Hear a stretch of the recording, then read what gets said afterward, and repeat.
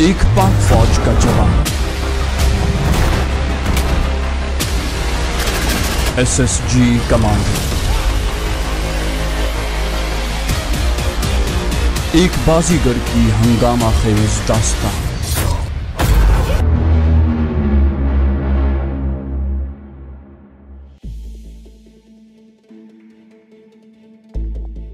ठाकुर की हवेली पर डाकुओं ने हमला कर दिया था। मैं और ठाकुर अपने हथियारों के साथ उनके खिलाफ नबरदाज़मा थे। ठाकुर ने मेरे साथ पोजीशन लेनी चाहिए, मगर मैं उससे मुखातिब हुआ, चचा तुम औरतों और बच्चों को ऊपर पहुंचा दो, हम दूसरी मंजिल से उनका मुकाबला करेंगे, यहाँ पर हम महफूज नहीं हैं। इनकी तादाद ज्यादा है और वो चारों तरफ से हवेली के अंदर घुसे चले आ रहे हैं। ठाकुर जी पुत्र कहते हुए अंदर की तरफ भागा। बल्ब टूटने के बाद फायर की आवाज तो नहीं आई, अलबत्ता सहन में 3-4 बंदों के कूदने के धमाके जरूर सुनाई दिए। ये धमाके जुनूबी दीवार की समत सुनाई दिए थे जो मेरी नजरों से ओझल थी। मेरी नजरें मुसलसल चारों तरफ घूम रही थीं। ड्योढ़ी की छत पर मुझे एक हयूला नजर आया। मैंने बेदरीग 2 गोलियां उस समत में झोंक दी, मगर वो जल्दी से छत पर लेटकर गोली से बच गया। नामुनासिब रोशनी की वजह से मुझे सही निशाना लेने में दिक्कत पेश आ रही थी। जब तक क्लैशनकोफ की रेयर साइड से फ्रंट साइड की टिप को मिलाकर फायर न किया जाता, गोली का निशाने पर लगना गैर यकीनी था। दिफाई जंग के उसूल के मुताबिक एक गोली से एक बंदा गिरना चाहिए और मुझे एक बंदे को मारने के लिए 2-3 गोलियां चलानी पड़ रही थीं। और इसका सबसे बड़ा नुकसान मुझे एमुनिशन के खत्म होने की सूरत में भुगतना पड़ता।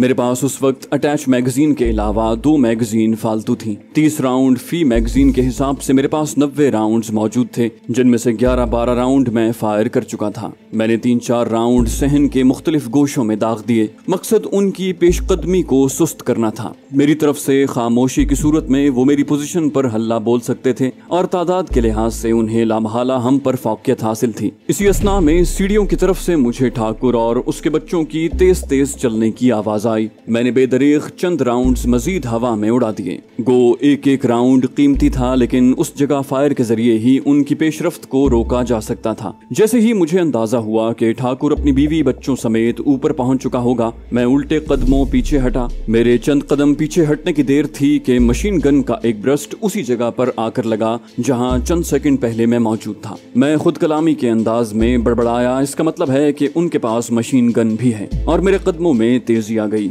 सीढ़ियों के करीब पहुंचते ही मैं 2-2, 3-3 सीढ़ियां फलांगते हुए बिजली की सी सुर्रत से दूसरी मंजिल पर पहुंच गया। हमारा कमरा सीढ़ियों के सामने ही था। मैं गड़ाप से कमरे में दाखिल हुआ। मशीन गन एक मर्तबा फिर गरजी और तमाम गोलियां कमरे के दरवाजे से गुजरती हुई अंदर आ गईं, मगर तमाम लोग दरवाजे की दीवार से पीठ लगाए बैठे थे। यूं वो गोलियों से महफूज रहे। मेरे कमरे में दाखिल होते ही शीतल हैजानी लहजे में बोली, जान तुम कहाँ थे? ये कहते उसने ठाकुरानी के पहलू से उठकर मेरी तरफ बढ़ने की कोशिश की। मैं यकलख्त चिल्लाया, बैठी रहो, खिड़की के सामने से मत गुजरो। और वो सहम कर दोबारा ठाकुराइन के पहलू में बैठ गई। ललिता और कामिनी भी अपनी माँ के पहलू में घुसी थर थर कांप रही थी। हद तो ये कि प्रकाश भी सुकड़ा सिमटा उन्हीं के दरमियान मौजूद था। 2 मंजिला कमरों की छत उस वक्त मेरे लिए बेहतरीन मोर्चा साबित हो सकती थी, मगर इस सूरत में मुझे वो कमरा छोड़ना पड़ता और छत पर रहकर उस कमरे की हिफाजत मेरे लिए नामुमकिन हो जाती। डाकू किसी भी वक्त हल्ला बोलकर सीढ़ियों से ऊपर आ सकते थे और उनको रोकने के लिए अकेला ठाकुर नाकाफी था। औरतों को यरगमाल बनाकर वो आसानी से मेरे ऊपर भी काबू पा लेते। कमरे में रहकर गो मैं सही तरीके से उनका मुकाबला नहीं कर सकता था, लेकिन इतना इत्मीनान बहरहाल मुझे हासिल रहता कि मेरी मौजूदगी में किसी भी डाकू का कमरे में दाखिल होना आसान न होता। कमरे की लाइट बुझाकर मैंने दरवाजा मुकम्मल खोल दिया और खुद दीवार की आड़ में लेटकर डाकुओं का मुकाबला करने के लिए तैयार हो गया। डाकुओं की तरफ से फायरिंग में शिद्दत आ गई थी, लेकिन मैं एमुनिशन की कमी के बायस उनको मुसलसल जवाब नहीं दे सकता था। मेरी ज्यादा तवज्जो सीढ़ियों के ऊपर थी कि वहां से ऊपर कोई ना आ जाए। अचानक मुझे ड्योढ़ी की छत से कूदकर 3 बंदे बरामदे की तरफ आते दिखाई दिए। मैंने शिस्त लेते हुए ट्रिगर दबाया, मगर गन से ट्रिच की आवाज निकली जो मैगजीन के खाली होने का ऐलान था। मैंने खाली मैगजीन उतार कर नई मैगजीन चढ़ाई, मगर उस वक्त तक वो तीनों बरामदे में पहुंचकर मेरी नजरों से ओझल हो गए थे। ठाकुर जो मेरे साथ लेटा खामोशी से बाहर सहन में झांक रहा था, मुझे मैगजीन बदलते देखकर आहिस्ता से मुखातिब हुआ, पुत्र। मैं मुख्तसरन बोला, जी चचा।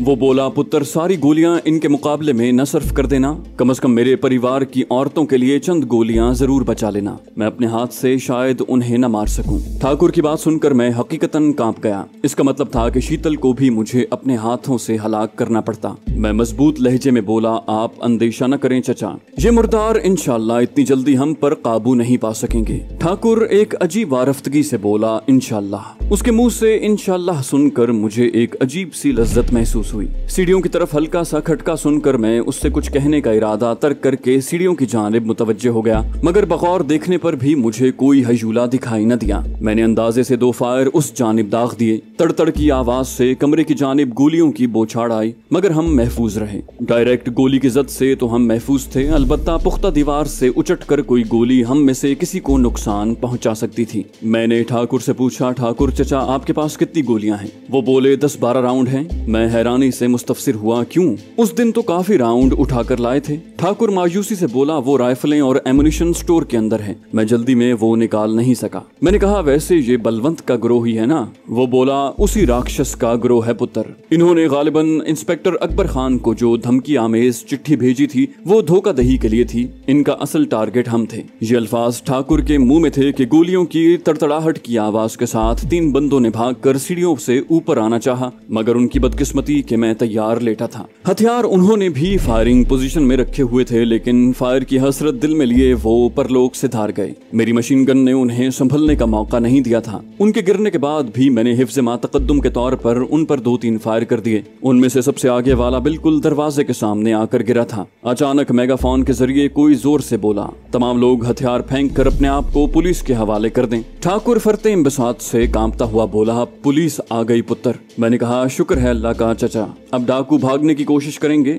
आप कमरे की कुंडी लगा दें, मैं इन्हें छत पर चढ़कर रोकता हूँ। वो बोला, मगर पुत्र छत? मैं कता कलामी करते हुए बोला, बहस का टाइम नहीं है, जब तक मेरी आवाज न सुनो दरवाजा मत खोलना। ये कहकर मैंने सहन में झांका, मगर कोई डाकू मुझे नजर न आया। मैं उठकर सीढ़ियों की तरफ दौड़ा जिनके जरिए मैं छत पर पहुंच सकता था। सीढ़ियों के नजदीक पहुंचकर मैंने मशीन गन कंधे से लटकाई और जल्दी से लोहे की सीढ़ियां चढ़ने लगा। ऊपर पहुंचकर मैंने दाएं बाएं निगाह दौड़ाई। ड्योढ़ी की छत पर मुझे 2 बंदे लेटे हुए नजर आए। मुंडेर के करीब लेटकर मैंने शिस्त ली और फायर की आवाज से माहौल गूंज उठा। दोनों उसी जगह ढेर हो गए। जुनूबी दीवार की तरफ झांकने पर मुझे अस्तबल के करीब डाकुओं के 6-7 बंदे नजर आए जो किसी अहम मशवरे में मशगूल थे। पुलिस की तरफ से बार बार ऐलान दोहराया जा रहा था। मैंने मशीन गन सीधी की और उनमें से दरमियान वाले का निशाना लेकर सेफ्टी लीवर को ब्रस्ट पर सेट किया, लेकिन इससे पहले कि मैं लबलबी दबाता तमाम ने हथियार जमीन पर फेंकते हुए ड्योढ़ी का रुख किया। इसका मतलब है कि ये अपने आप को पुलिस के हवाले कर रहे हैं। ये सोचते हुए मैंने मशीन गन की बैरल नीचे झुका दी। खामखा की कत्लो गारत मुझे पसंद नहीं थी। जैसे ही वो तमाम ड्योढ़ी में दाखिल हुए, मैं भागकर नीचे उतरा और कमरे के दरवाजे के करीब पहुंचकर आवाज दी, चचा दरवाजा खोलो। ठाकुर शायद दरवाजे से ही लगा खड़ा था। मेरी आवाज सुनते ही छठ दरवाजा खोल दिया। क्या हुआ पुत्र? उसने बेताबी से पूछा, क्या तमाम लोग भाग गए? मैंने कहा, नहीं चचा, उन्होंने खुद को पुलिस के हवाले कर दिया है। ये अल्फाज मेरे मुंह में थे कि ड्योढ़ी से पुलिस के सिपाही दंदनाते हुए अंदर दाखिल हुए और हवेली में फैलते चले गए। मैंने कहा, चचा मैं छत पर छुपने के लिए जा रहा हूँ, ये मशीन गन पकड़ लो, मेरे बारे में पुलिस को पता न लगने पाए। ये कहते ही मैंने मशीन गन और उसकी फालतू मैगजीन ठाकुर के हवाले की और छत की तरफ दौड़ा। वही ऐसी जगह थी जहाँ मैं पुलिस की नजरों में आने से बच सकता था। मैं बमुश्किल चंद कदम ही ले सका हूँगा कि एक गरजदार आवाज सुनाई दी, रुक जाओ वरना मैं गोली मार दूंगा। और इसमें कोई शक नहीं था कि उसने मुझे ही आवाज दी थी। मैंने बेसाख्ता रुकते हुए दोनों हाथ ऊपर उठा लिए। उसी आवाज ने दूसरा हुक्म सादिर किया, पीछे फिरो। मैं जैसे ही घूमा, मेरे चेहरे पर तेज रोशनी पड़ी और मेरी आंखें चुंधिया गईं। ठाकुर की आवाज आई, ये मेरा बंदा है थानेदार साहब। ठाकुर गालिबन उसकी आवाज पहचान कर बाहर निकला था। अच्छा, मैं समझा था कि अचानक कुछ कहते कहते थानेदार सोच में पड़ गया और फिर जैसे यकदम उसे कुछ याद आ गया और उसने एक मर्तबा फिर टॉर्च जलाकर मेरे चेहरे का जायजा लिया और हैजानी अंदाज में चिल्लाया, हाँ याद आया, ये तो उमर जान कमांडो है। मेरा दिल जैसे उछलकर हलक में आ गया था। इंस्पेक्टर अकबर खान ने मुझे पहचान लिया था और मैं चारों तरफ से पुलिस के घेरे में था। मशीन गन मैं अपने हाथों ठाकुर के हवाले कर चुका था। मैं थोड़ी कोशिश करके अगर इंस्पेक्टर को यरगमाल बना लेता तो शायद वहाँ से बखैरियत निकल जाता, मगर इस सूरत में ठाकुर मुझे पनाह देने के इल्जाम में धर लिया जाता और देश से गद्दारी का अंजाम उसके लिए कोई अच्छा न होता। ये सारी सोचें एक लम्हे के लिए मेरे दिमाग में घूमी और इससे पहले कि मैं कोई तदबीर करता, ठाकुर इंस्पेक्टर अकबर खान का मेरी तरफ उठा हुआ पिस्तौल वाला हाथ आहिस्तगी से पकड़कर नीचे करता हुआ बोला, क्या कर रहे हो थानेदार साहब? बताया तो है कि अपना बंदा है और तुम अंदर जाओ पुत्र। थानेदार के बाद वो मुझसे मुखातिब होते हुए बोला। मैं थानेदार के चेहरे को देखता कमरे के अंदर चला गया। सारे पुलिस वाले नीचे पूरी हवेली में फिर रहे थे। ऊपर थानेदार के अलावा कोई नहीं आया था। इंस्पेक्टर बोला, ठाकुर तुम नहीं जानते? ठाकुर ने कता कलामी की, मुझे पता है, आप कमरे में आकर मेरी एक बात सुन लें। इंस्पेक्टर गुमगू की कैफियत में ठाकुर के साथ कमरे के अंदर चला गया। ठाकुर कमरे की लाइट ऑन करता हुआ बोला, तमाम अपने कमरे में चले जाओ, शीतल को भी साथ ले जाओ। सरला देवी जी अच्छा कहकर शीतल का हाथ पकड़े कमरे से बाहर चल दी। प्रकाश, कामनी और ललिता भी उसके पीछे हो लिए। ठाकुर ने कुर्सी की तरफ इशारा किया, बैठो थानेदार साहब। अकबर खान अजीब से लहजे में बोला, ठाकुर तुम्हें पता है कि रिश्वत लेना मेरे मजहब में हराम है और अल्लाह का शुक्र है कि मैंने आज तक न रिश्वत ली है न दी है, इसलिए तुम भी इस तरह की कोई कोशिश मत करना। ठाकुर इत्मीनान से बोला, ये बात अगर मुझे पता नहीं होगी तो किसको होगी, परंतु आप जालिम भी तो नहीं है ना। उमर जान अगर तखरीबकार या दहशतगर्द होता तो आपको पूरा अधिकार था कि उसे गिरफ्तार करके सरकार के हवाले कर दें। थानेदार मुस्तफसिर हुआ, तुम्हें कैसे पता चला कि उमर जान दहशतगर्द नहीं है? और ये भी याद रखना कि दहशतगर्द से मुराद खाली खूली बम धमाके करने वाला नहीं होता। किसी दूसरे मुल्क में नाजायज दाखिल होकर उसके राज हासिल करने वाला यानी जासूस भी इसी जुमरे में आता है और कानूनन वो भी मुजरिम ही होता है। ठाकुर का इत्मीनान बरकरार था, ये भी ठीक है, परंतु कोई उनमें से किसी जुर्म में मुलव्विस न पाया जाए और भटक कर किसी दूसरे मुल्क की सरहद पार कर ले तो उसके लिए आपका कानून कौन सा एक्ट लागू करता है? इंस्पेक्टर बोला, इसका फैसला करने वाले मैं और तुम नहीं कि आया भटक कर सरहद पार करने वाला वाकई भटक कर आया है या हमें भटका रहा है। ठाकुर बोला, नहीं थानेदार साहब, अब आप बात को गोलमोल करने लगे हैं। ऐसे फोकट में किसी को टॉर्चर करना जबकि वो बेकसूर भी हो सिर्फ इंडियन एजेंसियों को ही शोभा देता है। इंस्पेक्टर बोला, ठाकुर तू भी इंडिया का ही है और धरती माता की हिफाजत की जिम्मेदारी सिर्फ पुलिस, कोई सरकारी अहलकार या रॉ का नुमाइंदा नहीं हो सकता, उसकी हिफाजत करना तमाम जनता का फर्ज है। ठाकुर बोला, अवश्य, लेकिन इसके लिए किसी बेकसूर की भेंट देना कहाँ की दानिशमंदी है। मैं इस दौरान खामोश बैठा उनकी बातें सुनता रहा। ठाकुर मेरे हक में बड़े अच्छे दलाइल दे रहा था, शायद मैं इस अंदाज में इंस्पेक्टर से बहस न कर सकता। इंस्पेक्टर मेरी तरफ इशारा करते हुए उससे मुस्तफसिर हुआ, तुम्हारे पास इसकी बेगुनाही का क्या सबूत है? ठाकुर ने ठोस लहजे में कहा, सबूत से अगर आपकी मुराद कोई दस्तावेजी सबूत है तो मैं क्षमा चाहूंगा, अलबत्ता अगर आप मेरी गवाही पर एतबार कर सकते हैं तो फिर मान लो कि उमर जान निर्दोष है। इंस्पेक्टर ने कहा, ठाकुर मुझे मुतमईन करने के लिए सिर्फ तुम्हारी गवाही काफी नहीं है। मैंने कहा, थानेदार साहब आप मुसलमान हैं और अल्हम्दुलिल्लाह मैं भी खुदाए वाहदहू ला शरीक को मानने वाला हूँ और उस अलीमो खबीर हस्ती की कसम खाकर मैं ये कहता हूँ कि मैं किसी मंसूबे के तहत इंडिया में दाखिल नहीं हुआ। मैं बिल्कुल लाइल्मी में और रास्ता भूल कर इधर आ निकला हूँ। अभी इससे बड़ा कोई और सबूत मेरे पास नहीं है जो मैं आपको पेश करूँ। इंस्पेक्टर अकबर खान मुतमईन होते हुए बोला, इसके अलावा किसी और सबूत की जरूरत भी नहीं है। उसकी बात सुनकर ठाकुर ने इत्मीनान की एक गहरी सांस ली थी। थानेदार ने उससे मुखातिब होकर कहा, ठाकुर साहब आओ चलें, फिलहाल हवेली का जायजा लेते हैं, उसके बाद डाकुओं के बारे में तफसीली रिपोर्ट वगैरह भी तैयार करनी होगी। मैं दोपहर के टाइम आऊंगा, फिर उमर जान के मसले पर तफसीली बातचीत करेंगे कि उसको पाकिस्तान पहुंचाने के लिए क्या किया जा सकता है। ठाकुर उसके साथ उठता हुआ बोला, धन्यवाद थानेदार साहब। उमर पुत्र आप भी आराम करो। मैंने कहा, ठीक है चचा जान, और वो दोनों सर हिलाते कमरे से निकलते चले गए। चारपाई पर लेटे मुझे थोड़ी ही देर गुजरी थी कि शीतल कमरे में दाखिल हुई और मेरे करीब आकर बैठ गई। क्या कह रहा था इंस्पेक्टर? ठाकुर मुतमईन दिखाई दे रहा है और आप परेशान लग रहे हैं। मैं अपने ख्यालात से चौंकता हुआ बोला, इंस्पेक्टर। वो मुझे बेगुनाह समझते हुए मेरी मदद पर आमादा हो गया है। वो बोली, फिर तो आपको खुश होना चाहिए। मैं खुश दिली से बोला, खुश ही तो हूँ, बस थोड़ी थकन है जिसकी वजह से तुम्हें परेशान लग रहा हूँ। वो बोली, हाँ आप काफी देर डाकुओं से मुकाबला भी तो करते रहे हैं, कहीं चोट तो नहीं लगी? वो मेरे बालों में उंगलियां फेर रही थी और उसके हाथों का लम्स मुझे बहुत सुकून दे रहा था। मैं बमुश्किल बोल पाया, नहीं। नींद मुझ पर हावी होती जा रही थी। वो चाहत से बोली, मेरा ख्याल है आपको नींद आ रही है, चलो सो जाओ। और मैं उसे जवाब दिए बगैर नींद की गहरी वादियों में उतरता चला गया। मेरी आंख खुली तो शीतल मुझे उधर ही बैठी नजर आई। वो टिकटिकी बांधे बड़ी महवियत से मेरे चेहरे को घूर रही थी और उसका एक हाथ मुसलसल मेरे बालों में सरसरा रहा था। उसके दिलकश खूबसूरत गहरी स्याह आंखों में मुझे अपने लिए बेपाया मोहब्बत का एहसास हिलकोरे लेता हुआ महसूस हुआ। मुझे यकदम उससे खौफ महसूस हुआ। वो धीरे धीरे मुझ पर असरअंदाज हो रही थी। मैंने एक लम्हे के लिए उसकी झील जैसी गहरी आंखों में झांक कर दोबारा आंखें बंद कर ली कि कहीं वो मेरी कमजोरी ना भांप ले। वो लगावट से बोली, उठो ना, दोपहर होने वाली है, उठो नहा लो, देखो कपड़े कितने मैले हो रहे हैं, ये भी बदल लो। मैं जल्दी से उठ बैठा और कहा, तुम भी नहा लो और ललिता से कोई ढंग के कपड़े लेकर पहन लो। वो मुतरन्नम लहजे में बोली, मैं भी बस आपके जागने का इंतजार कर रही थी, अभी मैं जाती हूँ। सरला आंटी 2 दफा इधर आ चुकी हैं, लेकिन साहब जी की नींद ही पूरी नहीं हो रही थी। मैंने कहा, तो उठा दिया होता। वो तीखे लहजे में बोली, क्यों? मैंने कहा, शायद उन्होंने कोई जरूरी बात करनी हो। वो बोली, मेरे लिए आपकी नींद से अहम चीज कोई नहीं।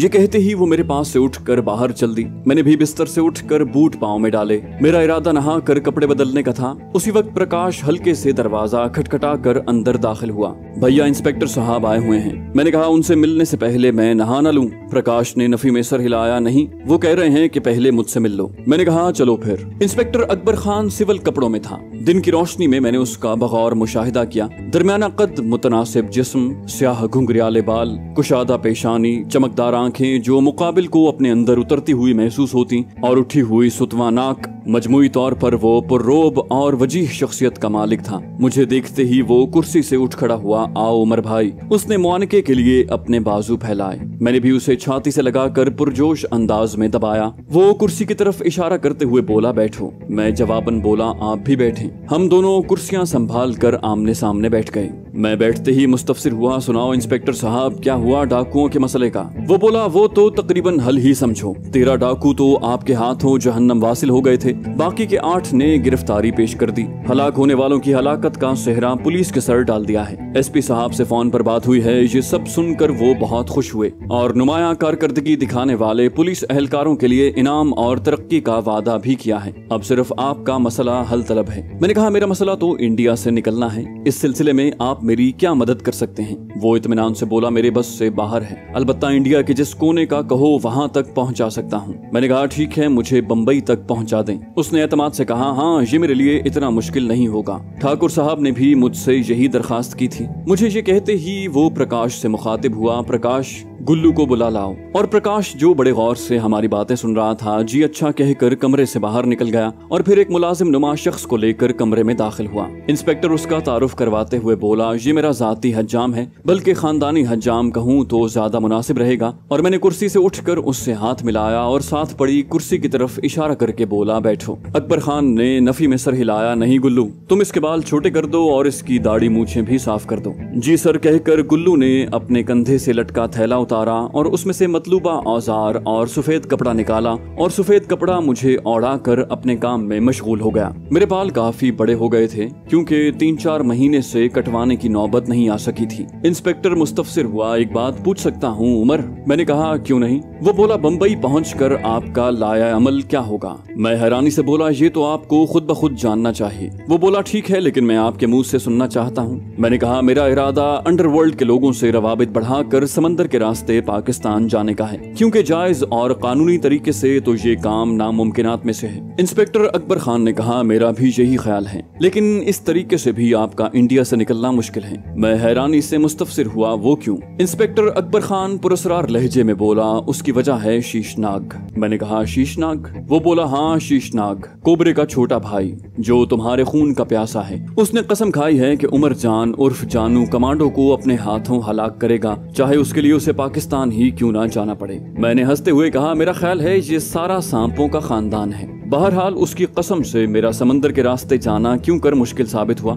उस वक्त ठाकुर कमरे में दाखिल हुआ और हमें गुफ्तगू में मशगूल देखकर खामोशी से बैठ गया। इंस्पेक्टर ने कहा, शीशनाग अंडरवर्ल्ड का एक बड़ा नाम है, बम्बई अंडरवर्ल्ड पर आजकल सेठ राबिंदर नाथ की हुक्मरानी है और शीशनाग उसका दायां बाजू समझा जाता है। आपका अंबाला से दिल्ली पहुंचना और फिर वहां से भी फरार होना इस बात को जाहिर करता है कि आपका रुख बम्बई की तरफ है। अगर आप अंबाला से दिल्ली की बजाय जालंधर का रुख करते तो आपका इरादा पहाड़ी रास्ते से सरहद उबूर करने का होता। अब तो एक औसत दर्जे की ज़हनियत का मालिक भी समझ सकता है कि आप बम्बई का रास्ता ही इख्तियार करेंगे और आपके स्वागत के लिए उन्होंने पहले से बम्बई में तैयारियां मुकम्मल कर रखी हैं। मैंने कहा, एक राबिंदर नाथ का गिरोह ही तो बम्बई में नहीं रहता ना। बम्बई तो जराइम पेशा अफराद का गढ़ है। इंस्पेक्टर का इत्मीनान बरकरार था। ठीक कह रहे हो, लेकिन इन जराइम पेशा अफराद के रवाबित एक दूसरे से बहुत ज्यादा होते हैं। मुखालिफत के बावजूद किसी तीसरे यानी बाहर के आदमी के लिए ये सब एक हो जाते हैं। मैंने कहा, तो फिर इस सूरत में मुझे क्या करना चाहिए? इंस्पेक्टर अकबर खान सोच में पड़ गया। जाने से पहले बस इस वीडियो को लाइक कर दीजिए। इंशाल्लाह आपसे अगली किस्त में मुलाकात होगी। तब तक के लिए अल्लाह हाफिज।